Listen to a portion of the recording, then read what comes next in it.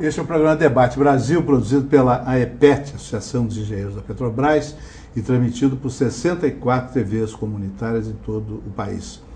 O programa de hoje é realizado em cooperação com o CORECON, o Conselho Regional de Economia do Rio de Janeiro, mediante um convênio com a AEPET para um ciclo de exposições com vistas à formulação de um futuro projeto nacional de desenvolvimento, o ciclo intitulado Pensando o Brasil. Nós vamos hoje pensar o Brasil em termos ambientais, conversando com o ambientalista Sérgio Ricardo, que está participando deste projeto. Como é que, na formulação de um novo projeto Brasil, um projeto de desenvolvimento autônomo para o Brasil, como é que deveria, na sua opinião, ser colocada a questão ambiental? Olha, hoje a atual situação ambiental do país ela é muito complicada, porque, na verdade, o meio ambiente hoje é apresentado como entrave ao desenvolvimento econômico. Os ambientalistas, mesmo as populações tradicionais, são colocadas como vilões, né, do crescimento econômico. É como se o Brasil não tivesse crescido e distribuído renda por causa da questão ambiental. Eu acho que isso é um grande equívoco, né? É um grande desconhecimento, na verdade.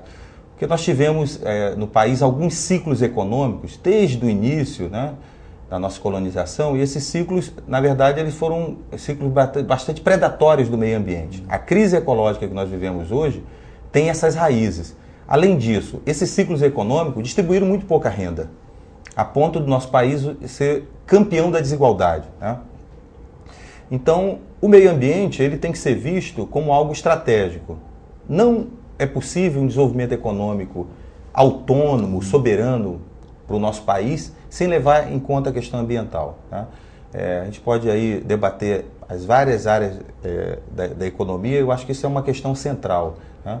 Agora, infelizmente, nesse momento, nós estamos vendo toda uma pressão dos grandes capitais e de setores do governo federal que colocam o meio ambiente, emparedam o meio ambiente. E, infelizmente, as escolhas que têm sido feitas nos últimos anos, muitas delas vêm contra esse desenvolvimento que nós consideramos que deve ser inclusivo, deve proteger o patrimônio ambiental, mas, principalmente, precisa de um desenvolvimento que distribua renda, que distribua os benefícios do crescimento econômico. O noticiário recente dos jornais da televisão tem mencionado supostos obstáculos criados pelo Ministério do Meio Ambiente, pelo IBAMA, né, para a construção das chamadas usinas hidrelétricas do Rio Madeira, que acrescentariam um volume substancial de capacidade geradora ao nosso parque hidrelétrico. Isso é verdade? O Brasil, felizmente, nós temos muitas formas de gerar energia, inclusive energia limpa, energia da biomassa, energia solar, energia dos ventos. E o que acontece hoje é que o processo de licenciamento ambiental é um processo completamente viciado. Primeiro, nós tivemos nos últimos anos um completo desmonte do setor ambiental. Nos estados, como aqui do Rio de Janeiro, é o caso da FEEMA, que nunca teve concurso público, mas no país, né? Somente agora, no último governo, é que ocorreram alguns concursos públicos para recompor o quadro do IBAMA.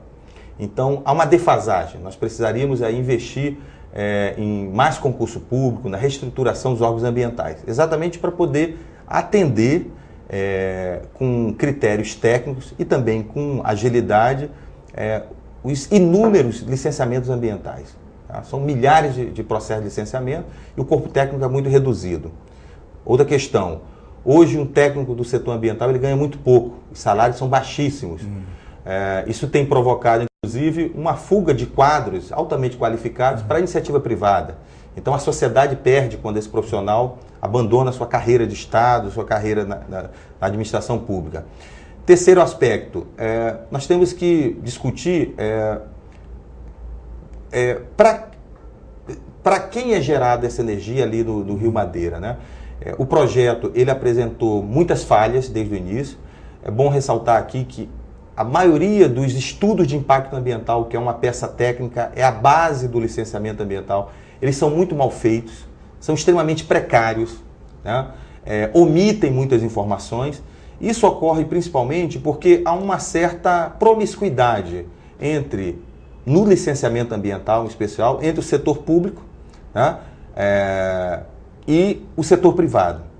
Em resumo, as empresas se entendem com o gestor público e ele diz o seguinte: nós licenciamos.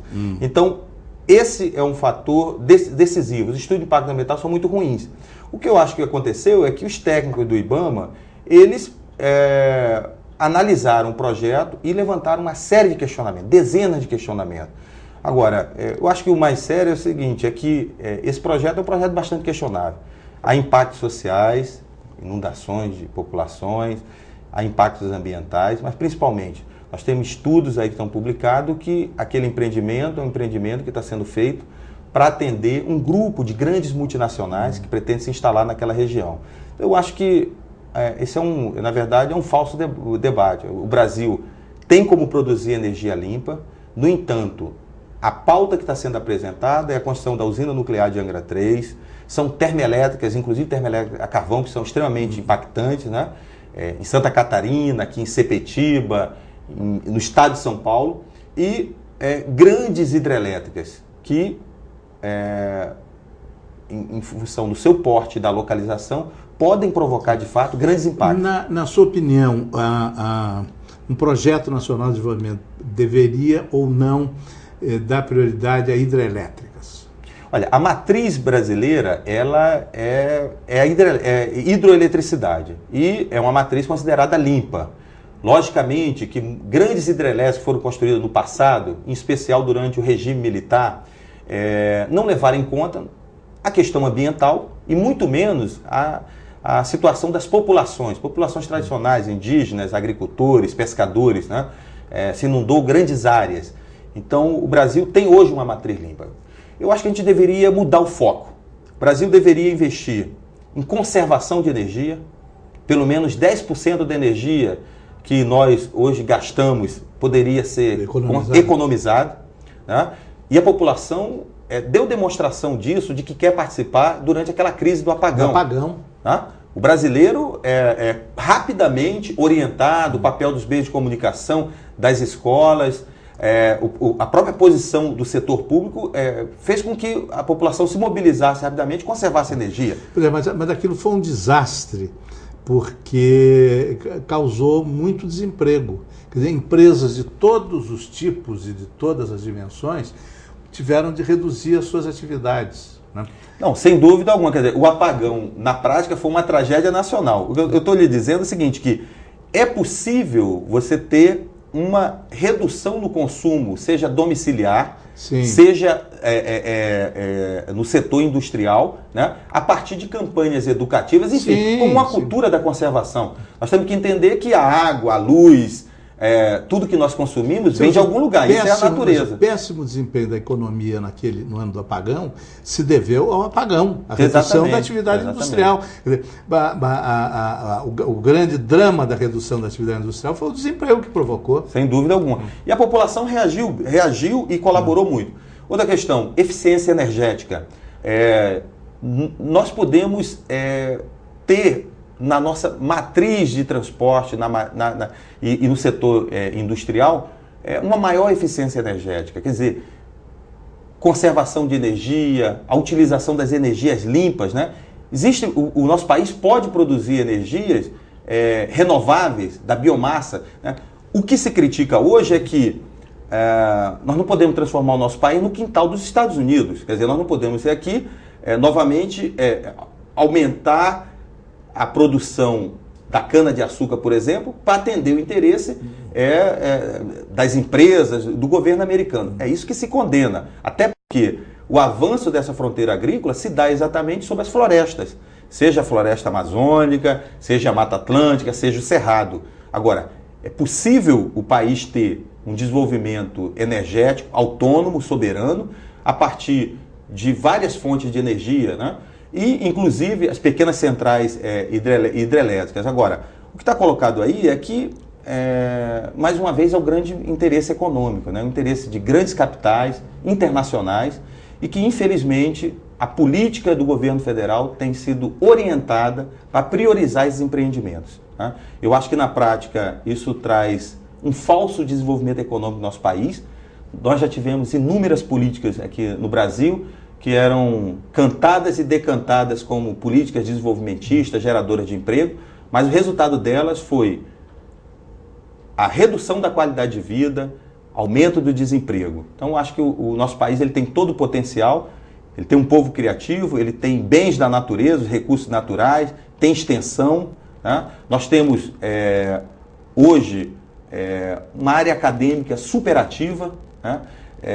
Nós temos desenvolvimento de tecnologias limpas em grande quantidade, no entanto, falta mais incentivo. Eu acho que uma questão central nesse debate é o papel do BNDES. Eu considero o BNDES hoje um sócio da poluição. Quando a gente observa para onde vai a maior parte dos recursos do BNDES, ele está financiando atividades altamente poluidoras, tecnologias sujas, tecnologias obsoletas.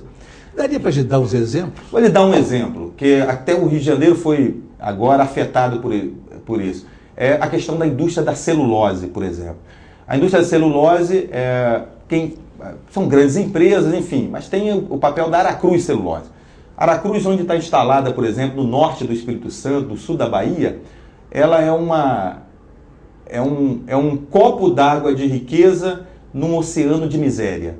Na prática, são empresas que concentram a atividade industrial, geram empregos altamente especializados e destroem a economia regional. A economia naquela região era a agricultura familiar, os assentamentos, atividade extrativa. Algumas daquelas cidades têm vocação para o turismo, por exemplo, o turismo ecológico, que certamente é uma das vocações econômicas do nosso país, pouco desenvolvido, e a empresa se instalou naquela região e provocou uma desordem social e econômica. Não houve, por exemplo, aumento de riqueza, de renda naquela região, tá? Ao mesmo tempo, é uma atividade financiada com muito recurso do BNDES, que é dinheiro público, e uma atividade de exportação. Houve uma reversão, porque no governo do presidente Itamar Franco, o então presidente do BNDES, o professor Antônio Barros de Castro, adotou, ao lado de prioridades, as não prioridades. Então, ele, pelos dados da época, né, o Brasil estava bem provido de celulose, não havia necessidade. Então, ele jogou os projetos de celulose para segundo, terceiro, quarto, quinto plano. Então, houve uma volta atrás. Não, mas está em expansão. Você veja o que aconteceu agora. 2 meses atrás, a área ambiental do Rio Grande do Sul, do estado do Rio Grande do Sul, condenou o projeto de expansão da Aracruz Celulose naquela região. A governadora demitiu todos os dirigentes do setor ambiental. Para facilitar, aqui no estado do Rio de Janeiro nós tivemos o que eu considero um verdadeiro crime. Em 40 dias, a Assembleia Legislativa, a maioria da Assembleia Legislativa, aprovou a entrada da Aracruz Celulose, um projeto aqui que vai contra a Mata Atlântica, vai ocupar áreas que estão em processo de desertificação do Noroeste Fluminense, áreas que estão destinadas aos assentamentos da reforma agrária e agricultura familiar, e flexibilizou o licenciamento ambiental. Nesta região, por exemplo, até 400 hectares não vai ser necessário sequer o estudo de impacto ambiental. Não vai haver nem licenciamento ambiental. A monocultura do eucalipto ou a monocultura da cana-de-açúcar, eles provocam o quê? Concentração fundiária, é o latifúndio. Segundo, são altamente mecanizados, então não geram emprego. Você tem um exemplo, a monocultura de eucalipto gera um emprego em 189 hectares. A fruticultura, por exemplo, que é uma atividade da agricultura familiar, gera 10 empregos em 1 hectare. Outra coisa, a celulose, o eucalipto utiliza muito agrotóxico, veneno. Na verdade, isso é um veneno que seca as nascentes, que contamina o trabalhador, polui o meio ambiente. O Brasil não pode continuar sendo um dos maiores consumidores de agrotóxico do planeta. São 2, 3 empresas no mundo todo, que é a mesma empresa dos transgênicos, que é um outro equívoco da política econômica do país e da política agrícola. Então, essas multinacionais dos agrotóxicos é que vão ganhar com esse modelo da monocultura do eucalipto, seja da monocultura da cana-de-açúcar.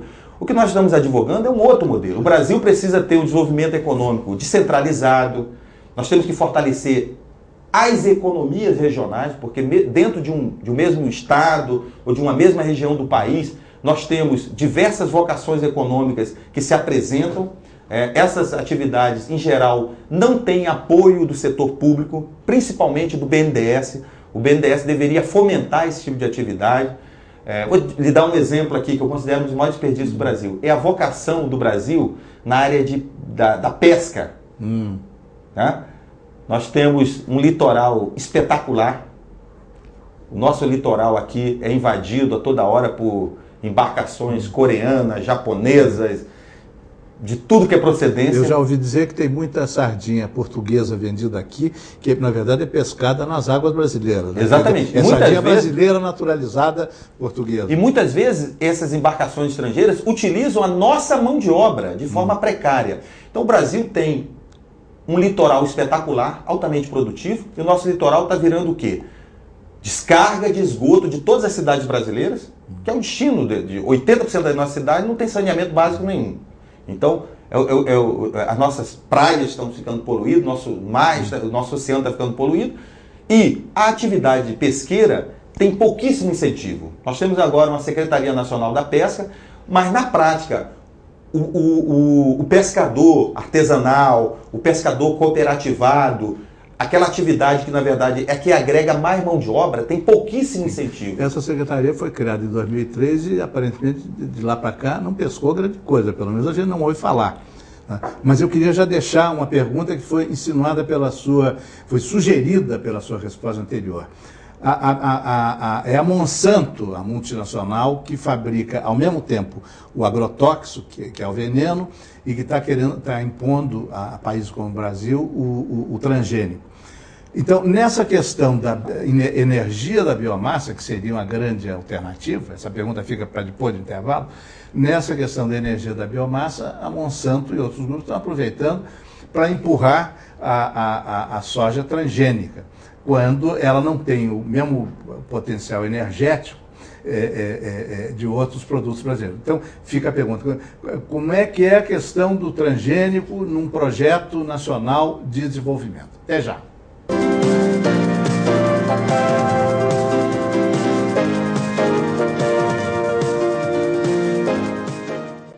Neste mês, a EPET vai sortear entre os espectadores do Debate Brasil estes 3 livros. Responsabilidade do Intelectual no Cenário da Nova Ordem Mundial, do professor e cientista social Fernando Corrêa de Sá e Benevides. Também de Fernando Corrêa de Sá e Benevides, Por que as Forças Armadas?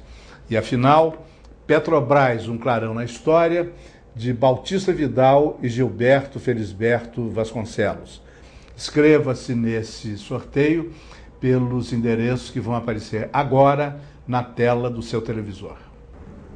O Livros na Mesa de hoje sorteia 3 livros de poemas de Afonso Henriques Neto: Restos, Estrelas e Fraturas, 50 poemas escolhidos pelo autor e Abismo com Violinos. Participe!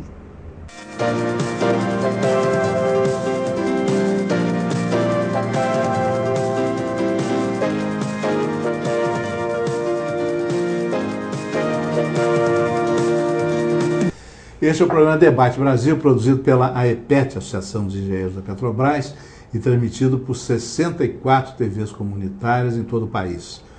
O programa de hoje é realizado em cooperação com o CORECON, o Conselho Regional de Economia do Rio de Janeiro, nos quadros do projeto Pensando o Brasil, um ciclo de exposições destinado a constituir subsídios para a formulação das diretrizes de um novo projeto nacional de desenvolvimento para o nosso país.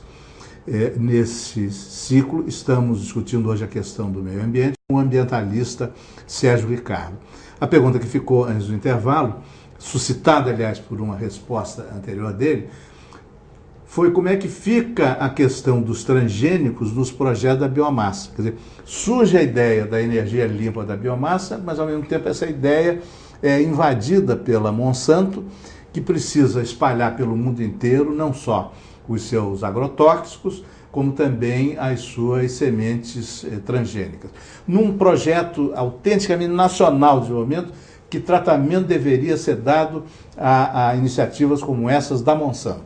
Olha, até para fazer um histórico, no programa de governo do presidente Lula de 2002, que não era um programa que não tinha avanços, digamos assim, significativos, não constava a questão dos transgênicos, por exemplo.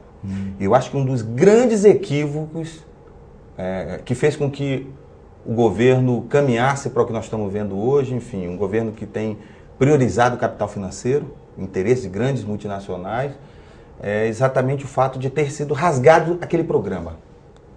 Nós colaboramos com o programa na época e a questão do transgênico não aparecia. Não aparecia exatamente porque os transgênicos não são uma saída para o nosso país. Na verdade, ele é um equívoco, inclusive, econômico. Porque nós temos um consumidor na Europa, nos Estados Unidos, no Canadá, nos países desenvolvidos, que já tem produtos transgênicos lá. Então, o nosso país poderia ser um grande exportador, por exemplo, de produtos orgânicos, de alimento orgânico. Eu me lembro que num período em que vigorou no Rio Grande do Sul uma lei estadual que proibia os transgênicos, havia grande procura pelos não transgênicos brasileiros. Exatamente. Que hoje, é importante ressaltar para o consumidor o seguinte, os produtos orgânicos, hoje eles ainda são caros para o consumo popular. Exatamente porque a escala de produção é muito pequena. Se houver apoio, incentivo do governo ao pequeno agricultor, 90% dos produtos são de origem da agricultura familiar. Se tiver apoio para os assentamentos rurais, nós podemos produzir produtos saudáveis que não contaminem o meio ambiente, não prejudiquem a saúde dos trabalhadores, que isso é uma questão séria, o consumo ético, e vão aumentar a qualidade de vida nossa, nossos consumidores sendo da cidade. Porque o que está acontecendo? O que nós comemos hoje, basicamente, são agroquímicos. E essa empresa, a Monsanto, a gente enfatiza a Monsanto, porque hoje no capitalismo global, nessa globalização econômica, né, na verdade a Monsanto monopoliza isso tudo. E ela hoje vende o agrotóxico e vende a semente transgênica. E infelizmente está tornando países inteiros, nações dependentes, porque parece uma coisa futurista, aquilo do pior do que se esperava, que é uma única empresa passar a dominar toda a produção de alimentos do mundo. É o que nós estamos caminhando. O mundo hoje, o mundo global, né, insustentável, está caminhando para isso.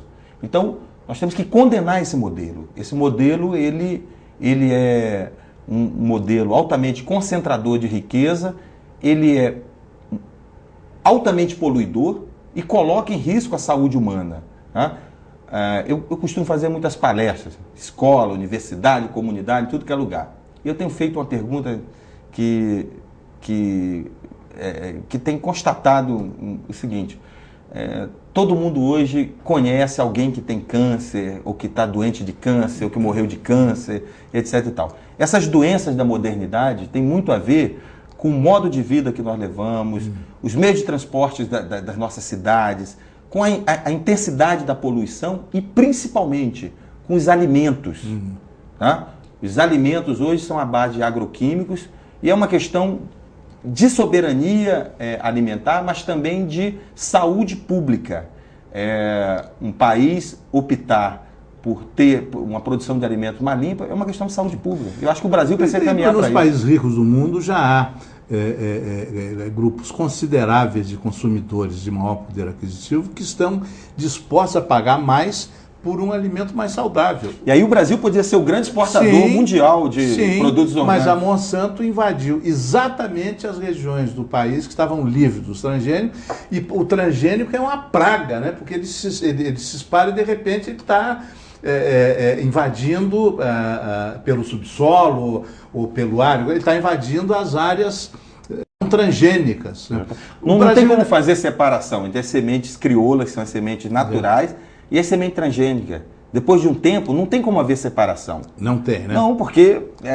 Sim, mas a Monsanto já criou aqui um fato consumado, porque pelo menos 2 vezes o governo brasileiro autorizou a venda de sementes que parece que tinham sido contrabandeadas. Não, tem isso. Agora, o mais grave é o seguinte, foi criado, nessa regulamentação dos transgênicos, foi criado um conselho, que é o Conselho Nacional de Biotecnologia. Na verdade, esse conselho, em sua grande maioria, está capturado pelos interesses das empresas de biotecnologia, pela Monsanto. Né?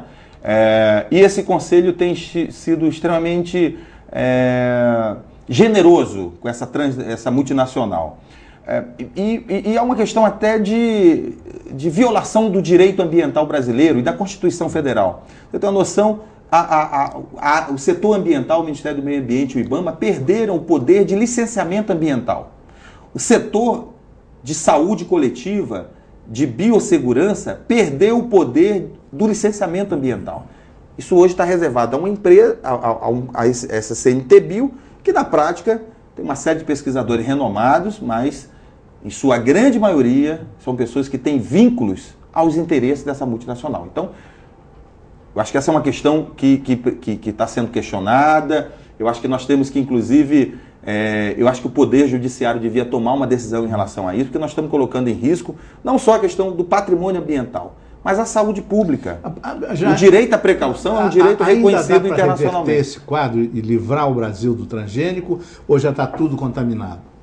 Não, olha, a resistência dos movimentos sociais, do Ministério Público em alguns estados, a própria resistência de alguns governos, né, tem retardado esse processo de invasão dos transgênicos. Né?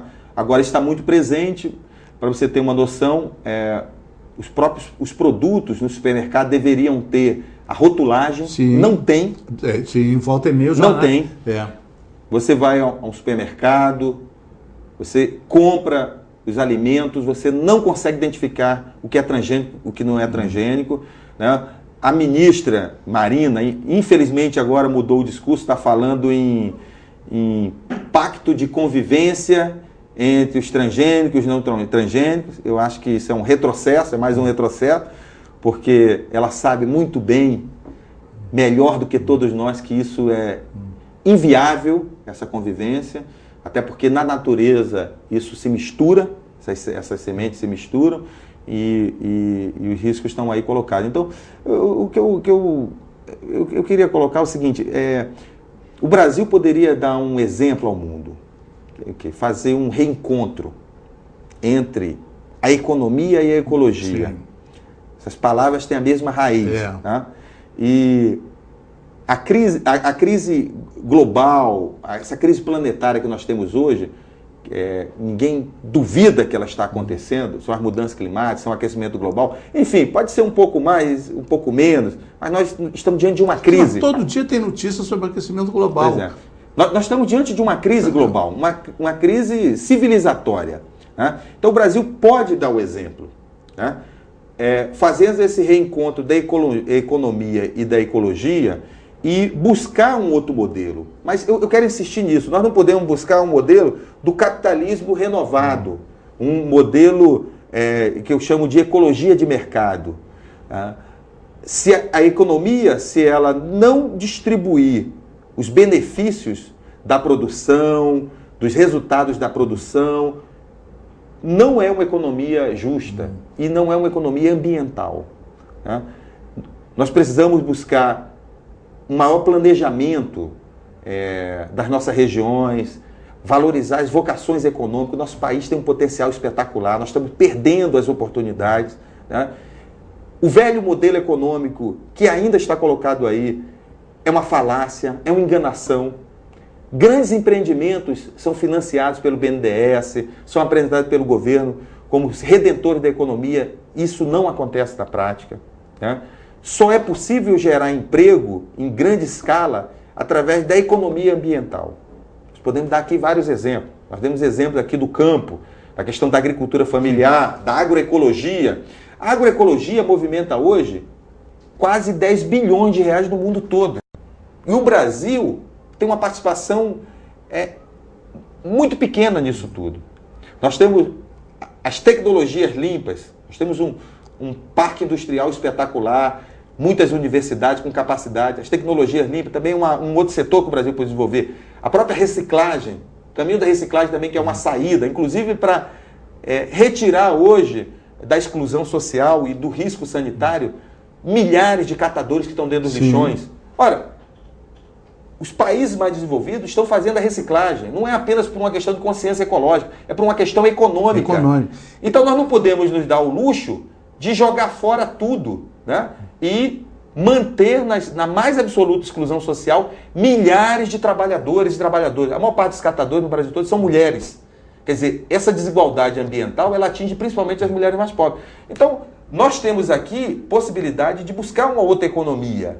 Uma economia que tenha na questão ambiental a sua base de crescimento, de planejamento e de distribuição dessa riqueza. Nessa discussão sobre as energias da biomassa, né, o presidente Bush veio ao Brasil para discutir o etanol. Né? E o que a gente sabe é que há muitos grupos econômicos norte-americanos comprando grandes extensões de terra no Brasil, comprando já usinas para produzir o álcool, o etanol. O professor Bautista Vidal, pioneiro nessa questão, pioneiro no tempo do governo Diria até que profético, né? Profético. Ele tem a convicção profunda que é possível conciliar a conversão da nossa economia da era do petróleo para a era da biomassa por meio da pequena propriedade, o que aceleraria a reforma agrária e geraria milhões de oportunidades de trabalho em todo o Brasil. Na sua opinião, isso é possível e isso é uma prioridade? Olha, eu concordo plenamente. A ponto do programa do biodiesel, quando ele nasceu, ele previa um incentivo ao pequeno agricultor, ao assentamento rural. Hoje, quando a gente vê a distribuição das plantas e dos projetos de biodiesel, a gente vê que o pequeno agricultor está excluído do processo. Eu não conheço um exemplo de financiamento público para cooperativas de trabalhadores, de pequeno e médio agricultor. Então, o grande capital, grandes transnacionais, têm ocupado esse espaço. Então, você veja que contradição. O Brasil tem um potencial enorme na produção de energia renovável, né? Isso poderia ser um elemento, inclusive, de justiça social, de distribuição de renda e de preservação ambiental, mas essa riqueza passa a ser apropriada pelos grandes capitais. O Bautista Vidal, há algum tempo, conversando com o STED, do MST, assim, pelos meus cálculos do Bautista Vidal, não seria a biomassa da grande propriedade, a biomassa da pequena propriedade, com o babaçu, com a mamona, né?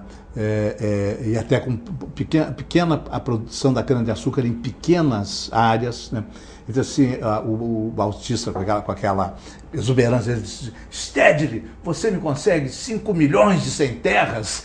O Stedley ficou só porque com 5, se esse projeto der terra, trabalho e vida digna a 5 milhões de pessoas, o problema está metade resolvido. Sem dúvida alguma. Mas de que maneira isso poderia ser colocado num projeto nacional de desenvolvimento? Olha, da seguinte forma, você precisa articular, primeiro, as redes de cooperativas, esses grupos de agricultores têm acesso a financiamento. Nós estamos falando de tecnologia que nós temos aqui no nosso país, mas que esse avanço tecnológico só é possível com recursos. E, infelizmente, a maior parte dos recursos públicos estão servindo para financiar grandes empresas. Tá? Essa é uma coisa. Segundo, por que o BNDES não financia? A produção, exatamente. Quando nós fazemos um questionamento frontal da política do BNDES, é exatamente por isso. O BNDES aprovou uma política ambiental que é uma política para inglês ver. Tá? Os fundamentos são bons, mas a prática do banco tem privilegiado o financiamento de atividades sujas, poluentes e que agregam pouca renda e que geram poucos empregos. Então, isso não tem nada de ecológico. Agora, é possível apoiar o pequeno agricultor, que é a maior parte do nosso país, para que ele, de forma cooperativa, possa produzir, por exemplo, o biodiesel. Tá? E, a partir daí, você abastecer cidades, grupos de cidades, regiões do país. Quer dizer, você fazer uma produção descentralizada, o que a indústria do petróleo não permite. A crise do petróleo é uma crise de poluição, é uma crise de concentração de poder, mas também é uma crise de concentração dos investimentos. Essa atividade, a geração de energia da biomassa, ela permite essa descentralização, é uma atividade de menor custo de investimento e agrega uma mão de obra. Agrega mão de obra. E é possível você produzir a energia da biomassa preservando o meio ambiente. Recuperando, por exemplo, a experiência, por exemplo, do plantio do pinhão manso, consociado com os produtos da cesta básica do agricultor, enfim, os produtos da agricultura familiar, e inclusive de recuperação de nascentes, de recuperação de áreas degradadas.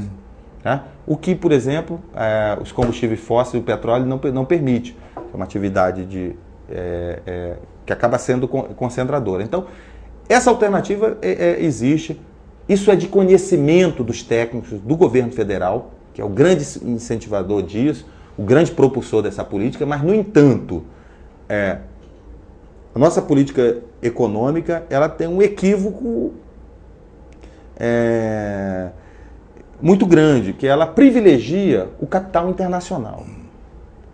Privilegia o interesse das grandes multinacionais. Enquanto isso não for rompido, enquanto o nosso país não se libertar dessa estratégia econômica, esses setores terão muitas dificuldades de se desenvolver. Obrigado. O programa de hoje prossegue com o nosso caderno de cultura Livros na Mesa, produzido e apresentado por Suzana Vargas, da Estação das Letras. Até já.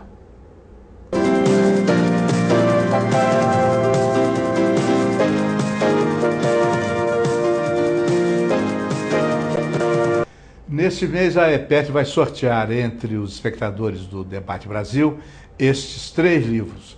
Responsabilidade do Intelectual no Cenário da Nova Ordem Mundial, do professor e cientista social Fernando Corrêa de Sá e Benevides. Também de Fernando Corrêa de Sá e Benevides, Por que as Forças Armadas? E afinal, Petrobras, um clarão na história, de Bautista Vidal e Gilberto Felisberto Vasconcelos. Inscreva-se nesse sorteio pelos endereços que vão aparecer agora na tela do seu televisor.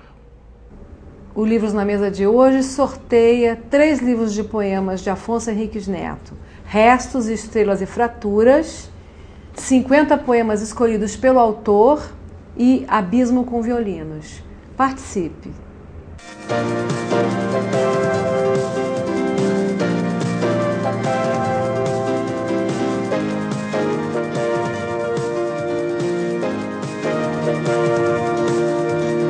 O Livros na Mesa de hoje conversa com Moacir Scliar.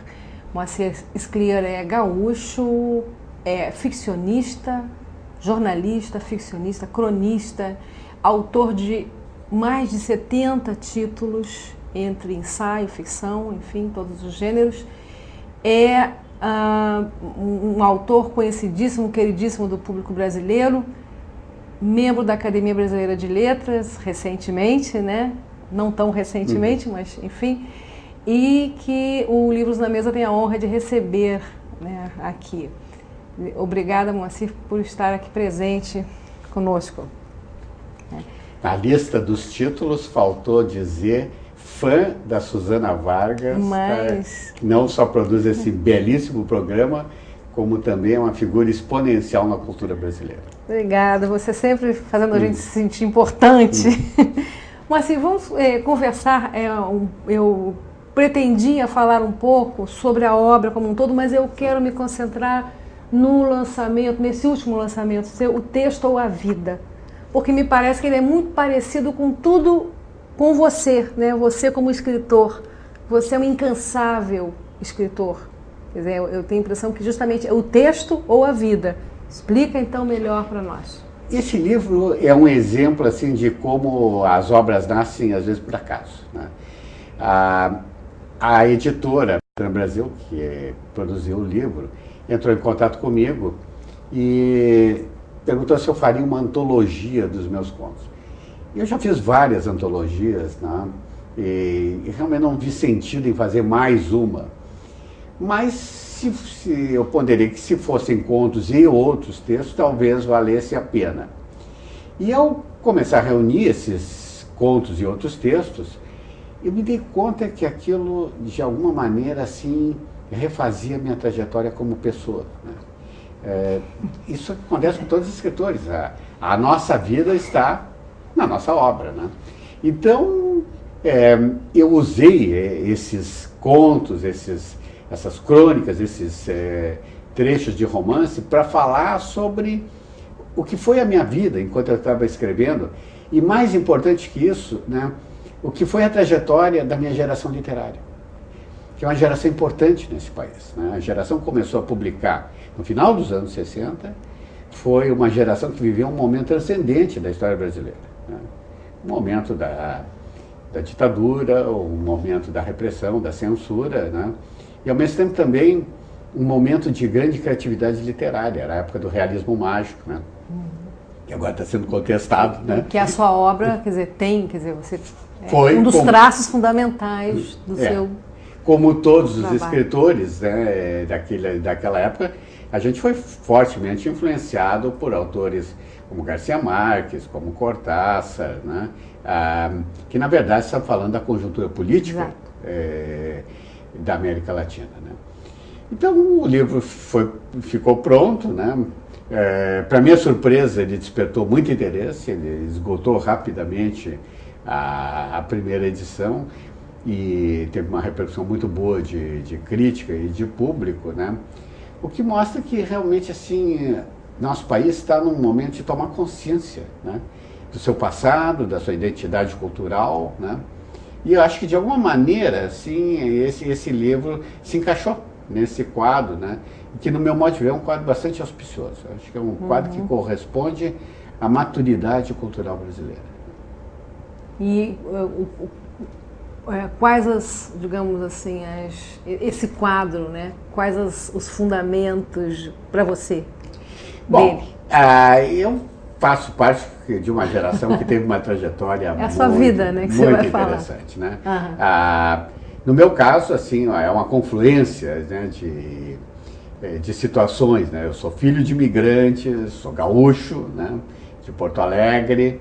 Quer dizer, tem atrás de mim a história da imigração no Rio Grande do Sul, que é uma história maravilhosa, né? Tem a história do Rio Grande do Sul, que é igualmente maravilhosa, e tem a história das transformações brasileiras, né? A minha geração foi uma geração essencialmente militante, né? Uma geração de rua, né? De comícios, de protestos, né? De lutas, inclusive, né?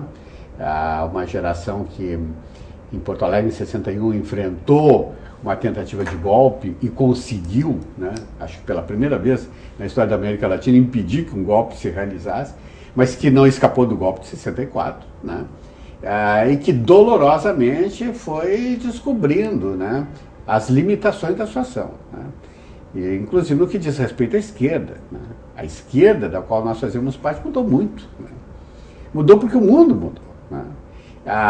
Isso nos obrigou a rever conceitos e também nos obrigou, de alguma maneira, nós que escrevíamos, a rever assim, o nosso modo de escrever, né?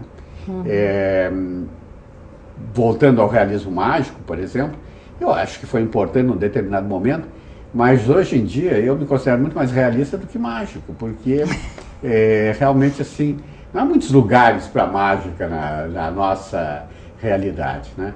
Então a gente aprendeu com a história, essa que é a verdade, né?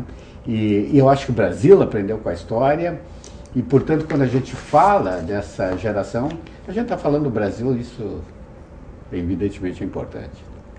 E, Moacir, é uma coisa que, do Carnaval dos Animais, quer dizer, que está também profundamente influenciado por essas tendências, né, da época, né, passando por aqui, eu estou vendo aqui, né, O Anão no Televisor, foi o primeiro livro que eu li seu, né, eu comecei pelo Anão, não comecei pelo Carnaval, né.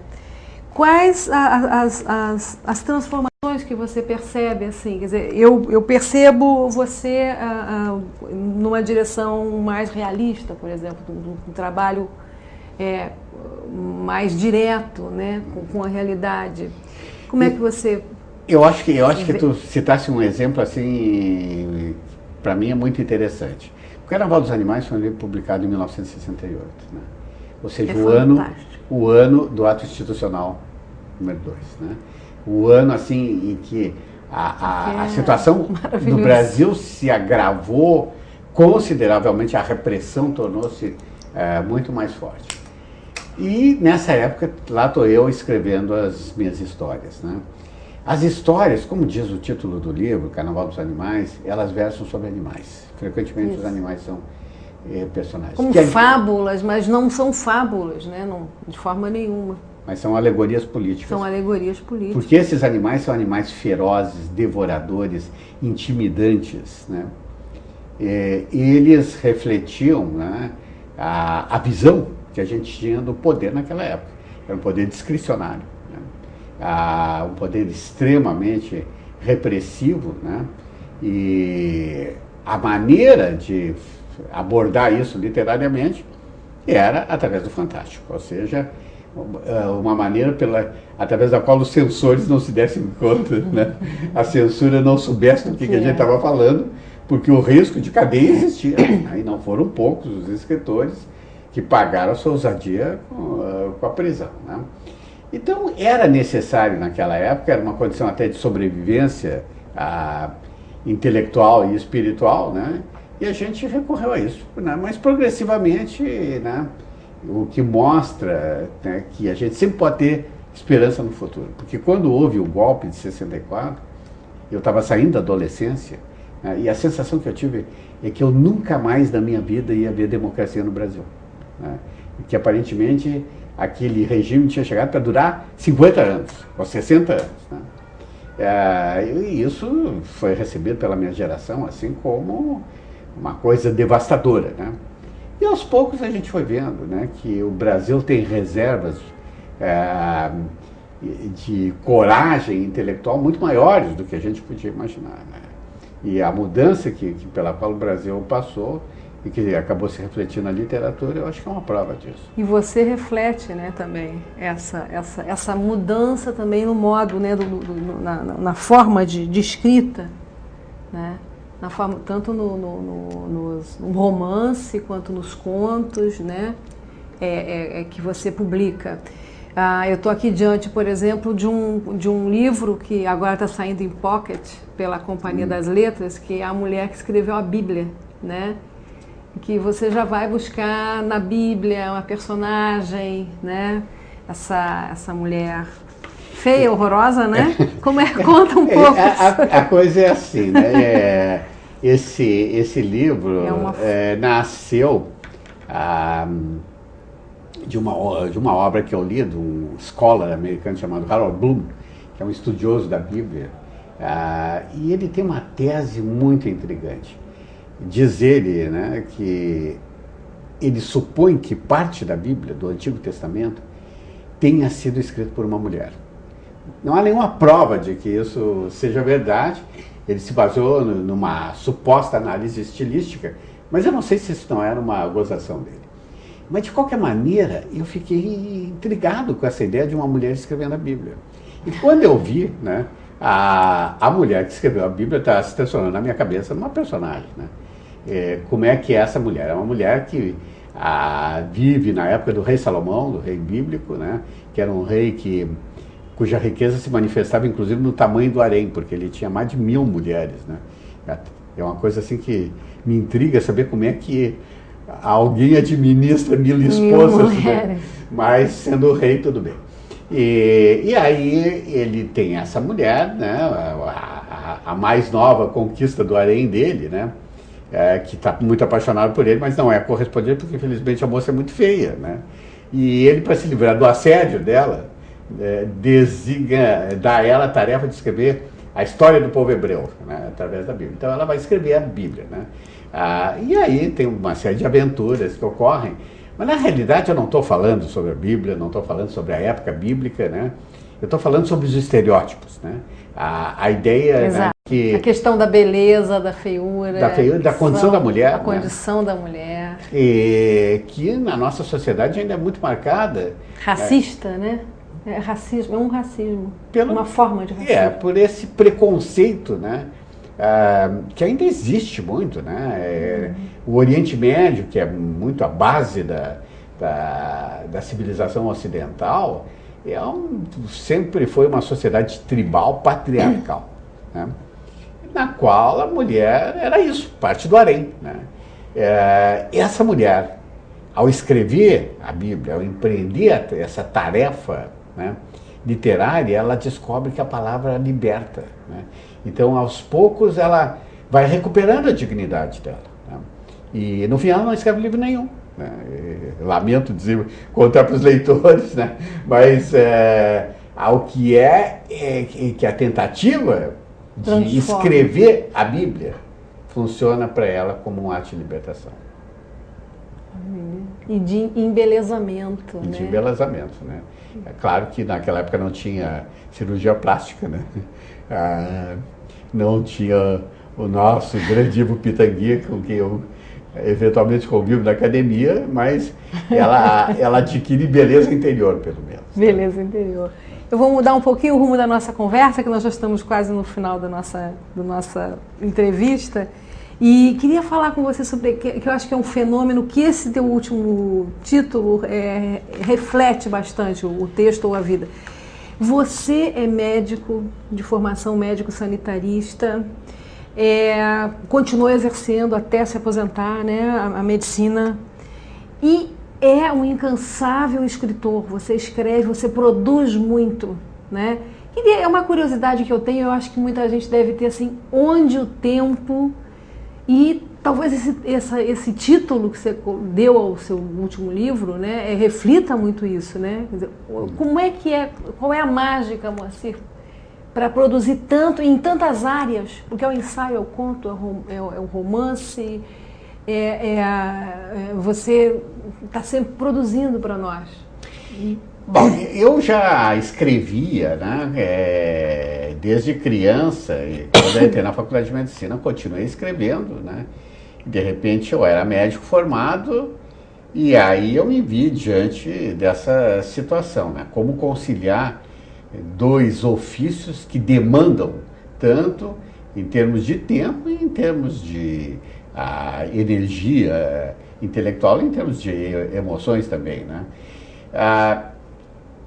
Claramente, né, a lógica indicaria que eu teria que escolher uma coisa ou outra, né? Mas eu não queria escolher, eu queria fazer as duas coisas, porque eu sempre gostei de escrever e sempre gostei de medicina, sobretudo da área da medicina pela qual eu optei, que é a saúde pública, que é uma coisa absolutamente apaixonante, né? A saúde pública não é só uma especialidade, é uma paixão. Uhum. As pessoas que vivem a saúde pública sabem que é uma causa. E eu estava engajado nessa causa, né? Uhum. Inclusive, tendo transferido, digamos, a minha motivação política da adolescência para a causa da saúde pública. E aí, o jeito era arranjar tempo, né? E arranjar tempo significava sacrificar o lazer, significava se organizar. A família também um pouco, né? Mas da família eu felizmente tive apoio, né? Aliás, eu recomendo assim, quem é escritor tem que ter uma família que dê força, né? Porque não é fácil, né, conviver com o escritor. Mas a minha mulher Judite, meu filho Roberto, né? Ele, quando era pequenininho, ele protestava. Ele ficava bravo com essa história e dizia, onde é que se viu, né, ficar escrevendo a máquina em vez de levar o filho para passear no parque, né? Mas com o tempo, né, ele realmente assim, ficou orgulhoso, mesmo porque ele é fotógrafo e várias das fotos deles ilustram meus livros, né? Mas eu descobri que quando a gente se organiza, né, quando a gente aprende a estabelecer prioridades, né, as coisas funcionam, né? Inclusive a tecnologia nos ajuda, né? Eu, vindo de Porto Alegre aqui para o Rio de Janeiro, né, no avião eu vinha escrevendo, porque hoje em dia tem um laptop, né, e aí a gente pega e escreve com a maior facilidade. Então, acho que isso mostra, né, que aquela história de que as pessoas não têm tempo é papo furado. Né? Quando as pessoas se organizam, elas têm tempo para fazer tudo aquilo que elas querem, né, e até sobra tempo para o lazer. Maravilha. Quer dizer, são crônicas para Folha de São Paulo, Zero Hora, Correio Brasiliense, Veja eventualmente, participação em congressos de leitura, você está sempre pronto, né? Acho que a causa da leitura é uma bandeira. Prêmios, não são livros, quaisquer são livros premiados, são livros traduzidos no mundo inteiro. Então eu estou um pouco divulgando mais ainda do que já é divulgar a sua obra. Então estamos no final do programa e queria te agradecer muito a presença aqui conosco. Tá? Eu que agradeço. Estar com vocês. Quero mais uma vez cumprimentar a Suzana e a Petrobras, né, por essa colaboração com a cultura brasileira. A cultura é uma coisa que precisa ser estimulada. Né, e eu não tenho dúvidas que programa como esse motiva as pessoas. E para mim, voltarei sempre que for necessário. Maravilha. Eu vou cobrar essa promessa. Esse foi o Moacir Scliar para o Livros na Mesa.